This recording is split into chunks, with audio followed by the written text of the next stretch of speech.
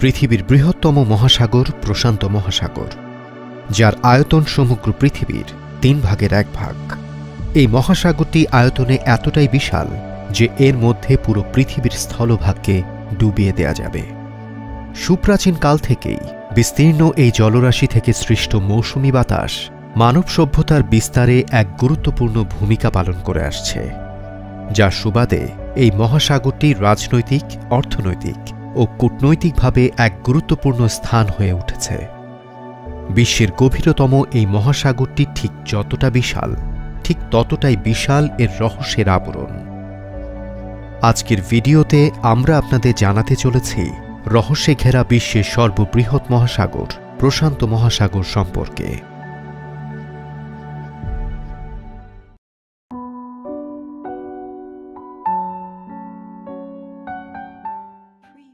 যেমনটি প্রথমেই বলেছি, আয়তনে প্রশান্ত মহাসাগর পুরো পৃথিবীর মোট স্থলভাগের আয়তনের চেয়েও বেশি।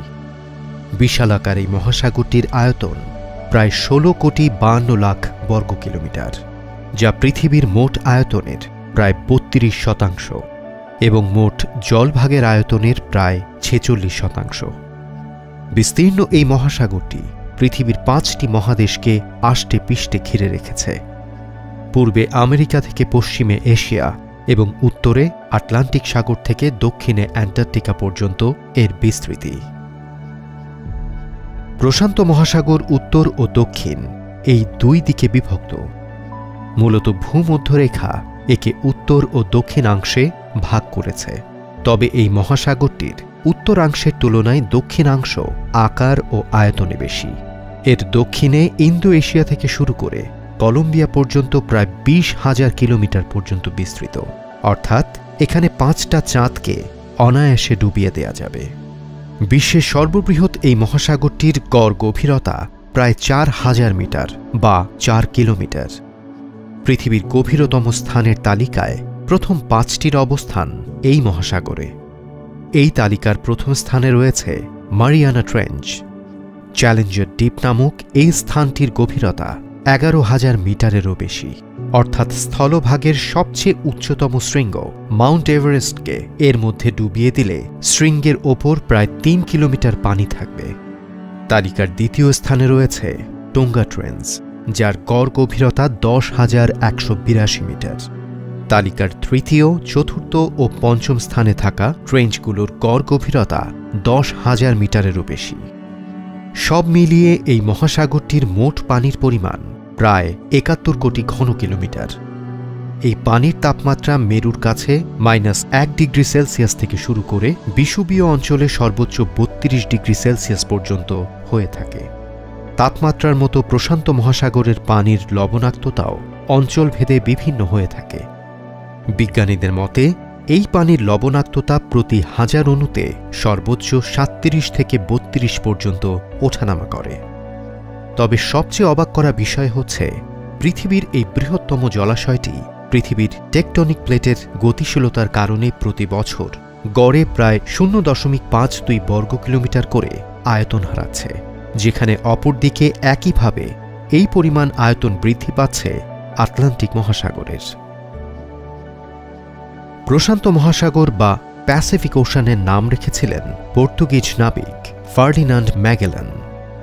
তিনি 1519 সালে পর্তুগাল থেকে স্পাইস দ্বীপপুঞ্জের উদ্দেশ্যে যাত্রা শুরু করেন এবং 1521 সাল নাগাদ তার নৌবহর দক্ষিণ আমেরিকার সর্বদক্ষিণ প্রান্ত পেরিয়ে এই মহাসাগরে এসে পড়ে। তবে যাত্রাপথে তার নৌবহর নানা প্রতিকূলতা ও ঝঞ্ঝাটপূর্ণ আবহাওয়া পেরিয়ে যখন এক শান্ত জলরাশিতে এসে পড়ে, তখন নাবিক ফার্ডিনান্ড ম্যাগেলান এই সাগরের পানির স্থিরতা এবং অতি শান্ততা দেখে এর নাম দেন মার প্যাসিফিকো। পর্তুগিজ এবং স্প্যানিশ উভয় ভাষাতেই যার অর্থ দাঁড়ায় প্রশান্ত মহাসাগর। প্রশান্ত মহাসাগরে রয়েছে একাধিক বৃহত্তম প্রান্তিক সাগর।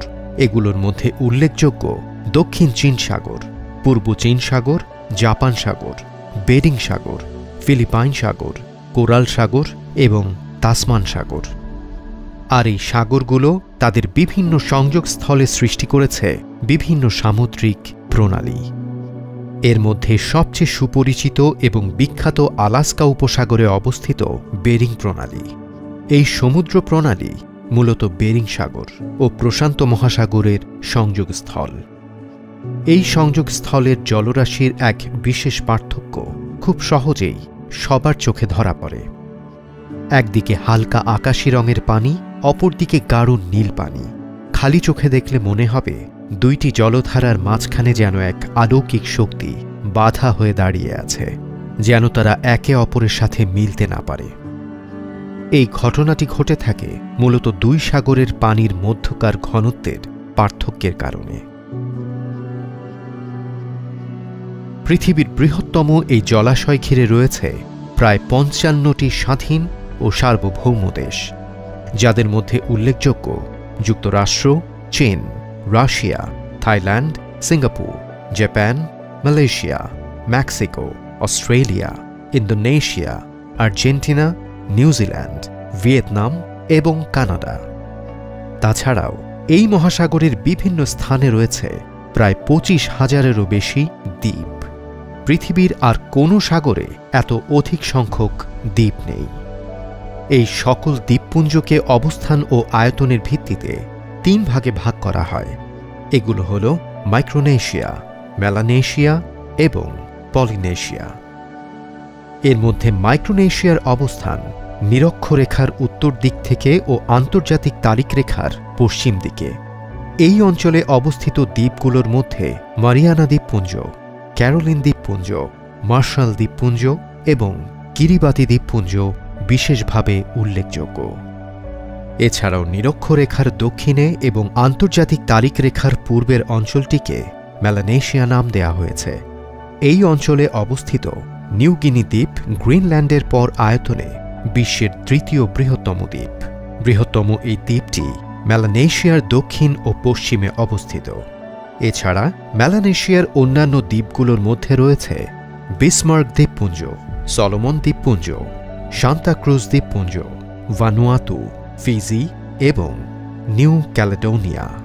এই ৩টি অঞ্চলের মধ্যে সর্ববৃহৎ অঞ্চল পলিনেশিয়া, যা উত্তরে হাওয়াই দ্বীপপুঞ্জ থেকে দক্ষিণে নিউজিল্যান্ড পর্যন্ত বিস্তৃত। পৃথিবীর এই বিস্তীর্ণ জলরাশি বিভিন্ন উন্নত সভ্যতা সৃষ্টি এবং মানবজাতির বিবর্তনের ক্ষেত্রে মুখ্য ভূমিকা রেখেছে। আর এই বিবর্তনের যাত্রা শুরু হয় তাইওয়ান দ্বীপের অস্ট্রোনেশীয় জাতির দ্বারা। প্রায় ৭০০০ খ্রিস্টপূর্বাব্দে অস্ট্রোনেশিয়ান জাতি সর্বপ্রথম নৌকা আবিষ্কার করে, যার মাধ্যমে তারা দূর দূরান্তে যাত্রা শুরু করে। তারাই প্রথম সমুদ্রপথকে বাণিজ্যিকভাবে ব্যবহার করতে শুরু করে। তবে এই মহাসাগরটি সর্বপ্রথম জনসাধারণের জন্য উন্মুক্ত করে ইউরোপিয়ানরা। ১৫১৩ খ্রিস্টাব্দে স্পেনীয় নাবিক ভাস্কো নুয়েজ দে বালবোয়া তার সমুদ্র যাত্রায় সর্বপ্রথম এই সাগরটি আবিষ্কার করেন। এরপর থেকে এই মহাসাগরটির বিভিন্ন দ্বীপে ইউরোপিয়ানরা উপনিবেশ গড়ে তোলে। তবে বাণিজ্যিক ও রাজনৈতিকভাবে প্রশান্ত মহাসাগর ব্যবহারের সবচেয়ে বেশি প্রসার ঘটে খ্রিস্টীয় ঊনবিংশ শতাব্দীতে। এই সময়ে এই অঞ্চলগুলোতে সাম্রাজ্যবাদ এবং ঔপনিবেশিকতা ব্যাপক হারে বৃদ্ধি পায়। ঔপনিবেশিকতা বৃদ্ধির সাথে সাথে এই মহাসাগরের বৃহত্তর অংশ ওশিয়ানিয়া প্রথমে ব্রিটিশ এবং পরে জাপান ও যুক্তরাষ্ট্রের দখলে চলে যায়। নাম প্রশান্ত হলেও এই মহাসাগরটি সুনামি, ঘূর্ণিঝড় ও ভূমিকম্পের মতো নানা ভয়ঙ্কর প্রাকৃতিক দুর্যোগের জন্ম দিতে পারদর্শী। পৃথিবীর সবচাইতে সক্রিয় 2টি ট্রপিক্যাল সাইক্লোন বেসিনের অবস্থান এই মহাসাগরে। তবে এই বেসিনগুলো থেকে সৃষ্ট ঝড়গুলোকে অঞ্চলভেদে ভিন্ন নামে ডাকা হয়। এই মহাসাগরের পূর্বসৃষ্ট ঝড়গুলো হারিকেন, উত্তর পশ্চিমে সৃষ্ট ঝড়কে টাইফুন এবং দক্ষিণ পশ্চিমে সৃষ্ট ঝড়কে সাইক্লোন নামে ডাকা হয়ে থাকে।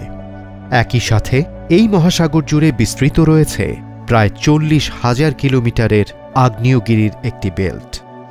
রিং অফ ফায়ার নামক এই বেল্টে পৃথিবীর শতকরা প্রায় ৭৫% আগ্নেয়গিরির অবস্থান। এই সব আগ্নেয়গিরির অগ্ন্যুৎপাতের ফলে সৃষ্ট ভূমিকম্পের সংখ্যাও পুরো পৃথিবীর প্রায় ৯৫%। প্রশান্ত মহাসাগরীয় অঞ্চলে মাছ একটি গুরুত্বপূর্ণ অর্থনৈতিক সম্পদ। এই মহাসাগরের অগভীর তীরবর্তী অঞ্চল এবং নাতিশীতোষ্ণ তাপমাত্রার পানিতে হেরিং, স্যালমন, সার্ডিন, স্ন্যাপার, সোটফিশ, টুনা এবং শেলফিশ পাওয়া যায়। উপসাগরের উপকূলীয় অঞ্চলগুলোর বাসিন্দা এই সকল মাছ শিকারের উপর নির্ভর করে জীবিকা নির্বাহ করে থাকে।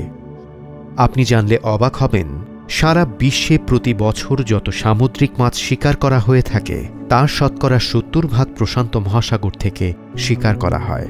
তবে বর্তমানে এই অঞ্চলে অতিরিক্ত মাছ ধরা একটি গুরুতর সমস্যা হয়ে দাঁড়িয়েছে, যার ফলে এই সকল প্রজাতির সংখ্যা দিন দিন কমে যাচ্ছে।